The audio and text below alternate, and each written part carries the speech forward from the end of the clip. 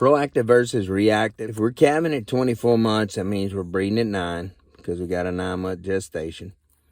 Average daily gain, we even showed one earlier, about 1.25. And I personally prefer the 850 to 900, but that's not, always the case. Hopefully, and here's the deal, if you wean them off and their average weight's 400, then that means that 400 from an 800, 400 pounds that they got to do in 240 days. And we're looking at something closer about a 1.6 pounds per day that they've got to do for a target.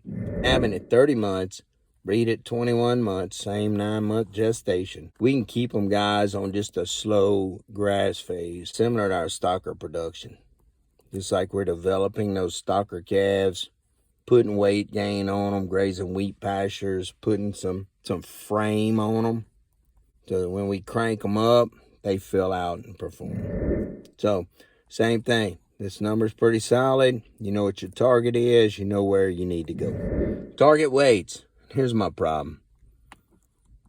Guys, every one of those numbers on the left are 65% of that mature weight. Problem is, how many times have you sat here and weighed their mama recently? How many times have you sat here and, okay, I AI'd to a bull that's high in growth? So what does that mean her ultimate mature weight's going to be? And my thing is, you don't know. And so I always kind of hammer out, target weight, minimum 750. Like I said earlier, man, if I can get to 8, if I can get them on up to 850, 900,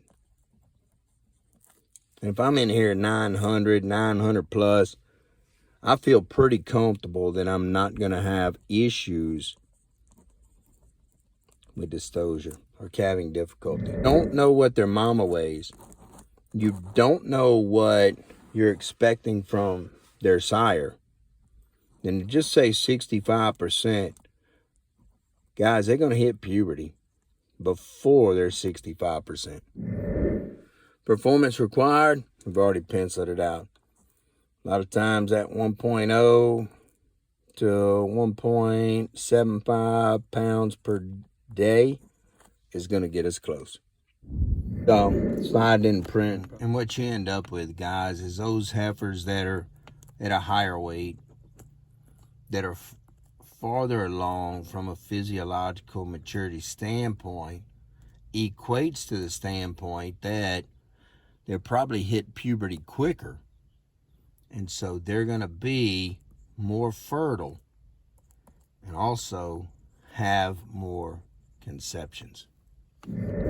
So, energy requirements. And we've talked throughout. We even looked at some of the ones for the cows, but right here. Man, you crank that 1.3 pounds per day. And here's our deal. We talked about our range cubes at 0.38, times 2.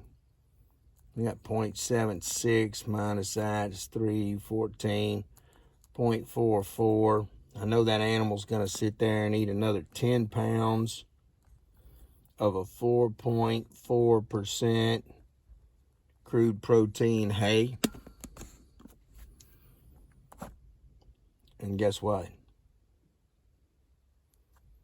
There is your 0.44 pounds of crude protein that they need. A lot of stuff we're doing in the lab, guys. There's a lot of things we can apply going forward. Hit your target.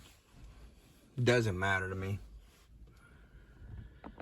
Calf comes off light, then it's going to sit here and cost you more inputs. Calf comes off a mama heavy, then it's going to cost you less inputs to get them to the point or to get them to the weight that you want them for breeding and hopefully ultimately conception.